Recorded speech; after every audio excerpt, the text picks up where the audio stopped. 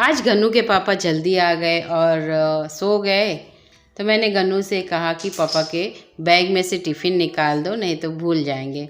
तो गया गन्नू टिफ़िन निकालने, तो उसने देखा कि बोला मम्मी ये देखो क्या लाए पापा। तो मैंने कहा क्या लाए हैं, तो देखा तो आम कटा कर लाए थे। तो मैंने कहा अरे वाह, आम का अचार तो ये साल नहीं बनाने वाले थे, पर ला दिए हैं तो ज़रूर बनाएंगे।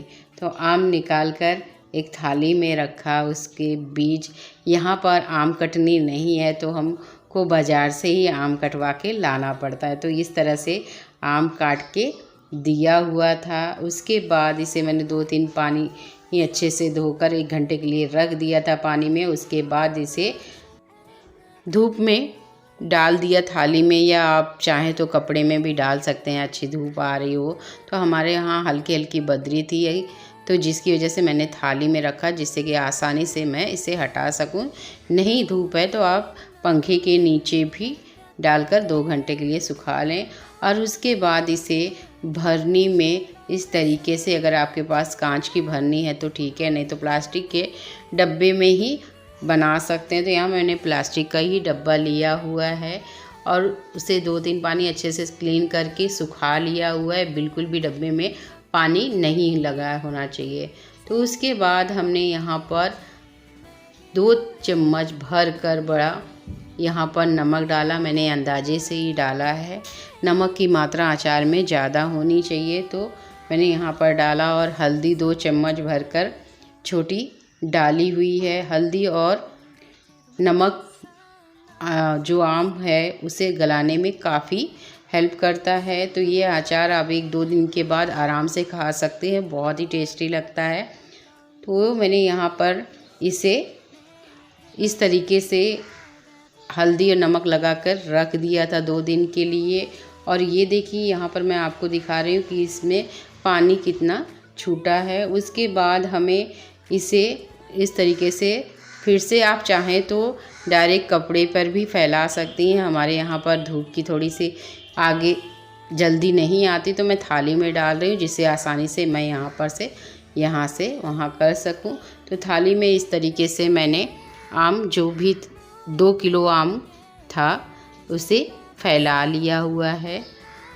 तो ये आम जैसे गांव में होता है कि पेड़ से तोड़कर फिर घर में कटनी होती है, काट लेते हैं। यहाँ पर ऐसी सुविधा नहीं होती है, तो रेडीमेड बाज़ार में जाकर कटवा के लेकर आते हैं।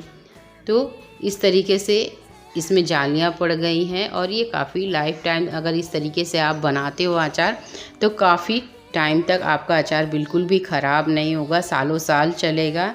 तो बहुत ही आसान सा लेकिन दादी नानियों वाला ये तरीका है। तो बिल्कुल वीडियो स्किप मत कीजिए। आप लोगों से एक छोटी सी रिक्वेस्ट है, अगर रेसिपी मेरी थोड़ी सी भी यूज़फुल लगे तो वीडियो को लाइक, सब्सक्राइब, शेयर ज़रूर कीजिए। फेसबुक पर अभी तक मुझसे नहीं जुड़े हैं तो जल्दी से जुड़ जाइए। जो इसमें पानी था उसे हमने निकाल दिया है, धूप में इस तरीके से डाल दिया है। हम कुछ मसाले यहाँ पर तैयार कर लेंगे। आधा चम्मच मेथी, लाल मिर्च कम ज़्यादा आप अपने टेस्ट के अनुसार कर सकते हैं। सौंफ 2 चम्मच बड़ी, कलौंजी 1 बड़ी चम्मच, जीरा, यहाँ पर राई 2 चम्मच और राई दाल 2 चम्मच, और उसी के साथ धनिया यहाँ पर हमें ज़्यादा मात्रा में चाहिए, तो हमने 1.5 कटोरी धनिया ली है। अब सारे मसालों को हमें कढ़ाई में डाल देना है। तो ध्यान रहे, अगर हो सके तो आप जो राई की दाल है उसे बाद में डालें तो काफ़ी अच्छा होगा। तो यहाँ पर हमने एक ही साथ सारे मसालों को भूनने के लिए कढ़ाई में डालकर अच्छे से 2 मिनट के लिए धीमी आंच पर हम इसे भून लेंगे। आप चाहें तो इसे धूप में भी सुखा सकते हैं। तो यहाँ पर मैंने हल्का सा भून लिया है। इस तरीके से आसानी से जो धनिया है सूखी वो टूट रही है, इसका मतलब हमारा मसाला हो गया। या हल्की हल्की सुगंध आने लगती है तो इसे निकाल कर ठंडा होने के लिए रख देंगे। जिस कढ़ाई में हमने मसाले भुने थे उसी कढ़ाई में हम आधा लीटर तेल लेंगे। हमने 2 किलो आम लिया है, उसी हिसाब से हमने यहाँ पर मसाले और तेल लिए हैं। तो यहाँ पर जो मसाला है ठंडा हो गया है। अब हम इसे एक मिक्सर जार में इस तरीके से डालकर इसे दरदरा ग्राइंड करेंगे। हमें फाइन पाउडर नहीं चाहिए आटे जैसा, इसे हमें दरदरा ही ग्राइंड करना है। तो ये देखिए हमने मसाले को ग्राइंड कर लिया हुआ है और आपको दिखा रही हूँ कि देखिए किस तरीके का स्ट्रक्चर हमें मसालों का चाहिए। तो हम एक ही बर्तन में इसे ट्रांसफ़र कर लेंगे और इसी के साथ हम यहाँ पर थोड़े से लहसुन के बिना अचार तो अधूरा होता है। आपके यहाँ जैसे बनता है वो प्लीज़ कमेंट करें। यहाँ हमारे यहाँ लहसुन इसमें ज़रूर डालता है, इससे काफ़ी अच्छा फ्लेवर आता है। तो हमें इसे भी दरदरा ही ग्राइंड करना है। और ये लीजिए हमने लहसुन को अच्छे से ग्राइंड कर लिया हुआ है। लहसुन की 3-4 पूती थी, उसे हमने छीलकर ग्राइंड किया हुआ है। यहाँ पर तेल हमने गरम होने के लिए रख दिया था तो ठंडा हो गया। हल्का ठंडा होने के बाद हमें इसमें कलौंजी और सौंफ हो तो सौंफ डालिए, मैं निकालना भूल गई थी। जो हमने लहसुन है उसे दरदरा ग्राइंड किया था उसे भी ऐड करेंगे। जो लहसुन की नमी है वो हल्की सी नहीं रहेगी, इससे अचार का जो लाइफ है वो बढ़ जाएगा। तो यहाँ पर हम इसे ऐसे ही मिलाकर तेल में छोड़ देंगे और उसके बाद आपको आगे बताती हूँ। ये हमारा जो आम को हमने सूखने के लिए रखा था वो काफ़ी अच्छे से सूख गया। हम इसे ज़्यादा ड्राई करेंगे तो इसे गलने में टाइम लगेगा। तो 1 दिन की धूप हल्की हमने दिखाई थी, बहुत ज़्यादा धूप इसे नहीं दिखाई। कई लोग तो ऐसे ही पानी में से निकालते हैं गलने के लिए और पानी के साथ ही अचार बना लेते हैं, उनके अचार ख़राब नहीं होते हैं। लेकिन हमने इस तरीके से नहीं बनाया है, इससे इसकी लाइफ बढ़ी रहेगी। तो यहाँ पर जिस डब्बे में हमने अचार को गलने के लिए रखा था उसी डब्बे में हम 2 चम्मच नमक और 2 चम्मच तेल डालकर चारों तरफ अच्छे से डब्बे के फैला लेंगे।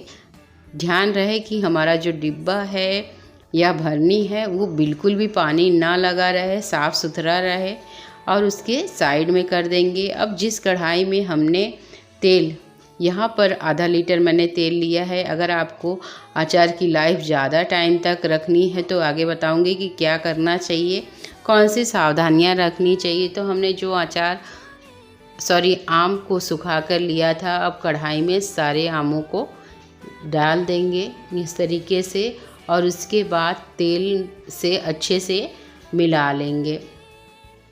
तो कई जगहों पर ऐसा होता है कि अगर आम का अचार तुरंत नहीं बनाना है तो इस तरीके से नमक, तेल और हल्दी लगाकर भी रख देते हैं, इससे भी अचार ख़राब नहीं होता है। तो हम तो यहाँ तुरंत ही बनाने वाले हैं। तो तेल अच्छे से आम में लग गया है। यहाँ पर नमक फिर से हमने ऐड किया हुआ है। उसके साथ ही 1 बड़ा चम्मच यहाँ पर हल्दी का इस्तेमाल करेंगे। हल्दी अचार में ज़्यादा लगता है, थोड़ा सा इसका कलर अच्छा आता है। तो यहाँ पर हमने हल्दी और जो मसाले हमने ग्राइंड किए थे उसे यहाँ पर ऐड करेंगे और अच्छे से मसालों को, तेल को और आम को कोट कर देंगे। तो यहाँ पर आराम से चलाएंगे। यहाँ पर कढ़ाई में मैंने तेल गरम किया था तो उसी में ही अचार को बना लिया। 2 ही किलो आम था तो ज़्यादा नहीं था, तो इसीलिए कढ़ाई में, नहीं तो आप बड़े बर्तन में भी आम का अचार बना सकते हैं। तो यहाँ पर सिर्फ 2 किलो आम का ही मैं अचार बना रही हूँ। फिर से मैंने नमक यहाँ पर ऐड किया है। नमक की मात्रा आप अगर अचार खाते हैं तो ज़रूर जानते हो कि मात्रा ज़्यादा होती है, जिससे कि अचार की लाइफ ज़्यादा बढ़ जाती है। तो ये देखिए एकदम ट्रेडिशनल तरीके से हमने आम का अचार यहाँ पर बनाया हुआ है। ना इसमें हमने लाल मिर्च का पाउडर डाला है, ना ही कोई कलर डाला है। इस तरीके से हमें आम का अचार बना लेना है। जिस भरनी में हमने नमक और तेल लगाया था उसे में इसको भर देना है इस तरीके से और ढक्कन लगाकर इसे 1-2 दिन की धूप लगा देनी है। तो ये देखिए हमारा अचार बनकर तैयार हो गया। आपको मेरी ये रेसिपी कैसी लगी प्लीज़ कमेंट करें। आम के अचार की लाइफ बढ़ानी रहे और ख़राब ना हो सालों साल, तो ध्यान रखें इस पे नमक की मात्रा और सिरका ज़रूर डालें। फिर मिलते हैं एक नई रेसिपी में।